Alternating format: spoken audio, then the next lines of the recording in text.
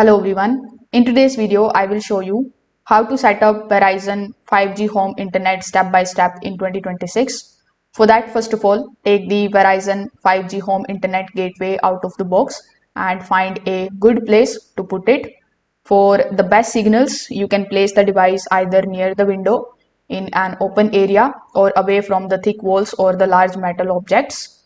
So once you have done that, you need to connect the power adapter to the gateway, then plug it into the wall outlet. Once powered on, the gateway will begin searching for the Verizon network.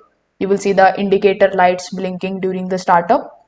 Just wait for a few minutes until the light becomes stable, which usually means that the connection has been established. Now open the My Verizon application on your smartphone, then sign in into your account. The app will automatically then going to detect the gateway and guide you through the activation process. So once the gateway is activated, you can then connect your devices. You can look at the label of the gateway to find the Wi-Fi network name and the password. Then connect your phone, laptop or smart TV just like you would do with any other networks. Finally, open the My Verizon application and to customize the Wi-Fi network.